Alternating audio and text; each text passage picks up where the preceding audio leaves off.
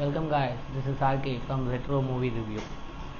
Retro மூவியோட கதை என்னன்னு பார்த்தீங்கன்னா, மனுஷன் எல்லாரும் பல்சையும் பிடிச்சிட்டான். சிரிக்காம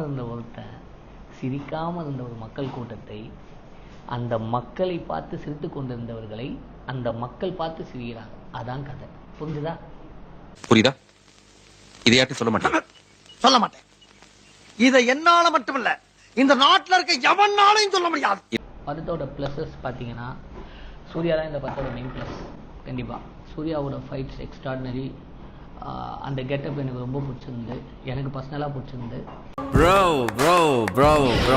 எப்பவும் போல சூர்யா எப்படி நடிப்பாருன்னு உங்களுக்கே தெரியும், நம்ம சொல்ல வேணாம். வெளியில் விசாரிச்சதுல நீ ஓவர் ஆக்டிங்கிறாங்க. சாங்ஸ் ரொம்ப அற்புதமாக இருந்து, சாங்ஸ் எல்லாமே. எனக்கு சந்தோஷ் நாராயணன் மியூசிக் இந்த படத்தில் நல்லாவே ஒர்க் ஆகிருந்து. சினிமோட்டோகிராஃபி கண்டிப்பாக ஒரு பக்காவான சினிமோட்டோகிராஃபி. பிளேசஸ்லாம் அவ்வளோ அழகாக இருந்து பார்க்க. ஒரு 20 வருஷத்துக்கு முன்னால், 2 decades பிஃபோர், நான் என் டான்ஸ் கிளாஸில் கண்ட கனவை, ஒரு ஒரு ஒரு சாங் எடுத்தால் அதை சிங்கிள் ஷாட் எடுக்கணும் அப்படின்னு சொல்லிட்டு நான் நினச்சேன். அந்த கனவை இந்த படத்தில் நிறைவேற்றிருக்காங்க சாங்கில். இதுக்கு முன்னால் வந்த நிறைய சிங்கிள் ஷாட்ஸ்லாம் வந்திருக்கும், நீங்கள் பார்த்துருப்பீங்க. அந்த சிங்கிள் ஷாட்ஸ்லாம் பார்த்தீங்கன்னா வேறு இதுவில் இருக்கும். எனக்கு தெரிஞ்சு தமிழ் சினிமாவில் வந்த சிங்கிள் ஷாட்டில் 15 minutes சிங்கிள் ஷாட்டில் பெஸ்ட்டு சிங்கிள் ஷாட் தான். ஏன்னா சாங்கில் ஆரம்பித்து எமோஷன்ஸ் போய் திரும்பி சாங்குக்கு வந்து ஃபைட்டில் போய் முடியும். சூப்பர்.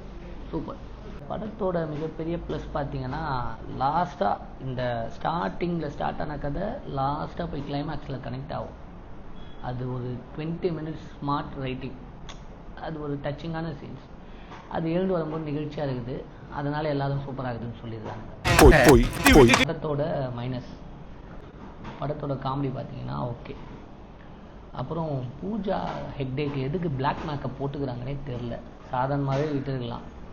லவ் போர்ஷன்ஸ் எனக்கு பெருசாக ஒர்க் ஆகலை.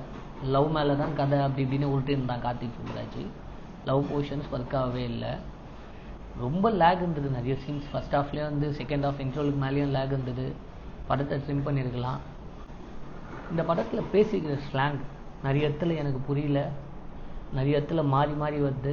அதை கரெக்டாக மெயின்டைன் பண்ணல. இப்படி சொல்லணுன்னா சொல்லினே இருக்கலாம். ஒரு ஆவரேஜ் மூவி, 10 to 6 மார்க். எனக்கு கங்குவாகவும் பிடிச்சதான் இருந்து, நம்மளுக்கு சொல்கிறதுக்கு ஒன்றும் இல்லை. கண்டிப்பாக இது ஒரு தேட்ரிக்கல் மூமெண்ட். தேட்டரில் பார்த்தா தான் என்ஜாய் பண்ண முடியும். see it on another video. பண்ணி விட்டாரு, சூப்பரா குக் பண்ணிக்கிறாரு ப்ரோ. செம்மையா இருக்கு படம் பார்க்க. படம் அந்த ஆவரேஜ் தான் ரொம்ப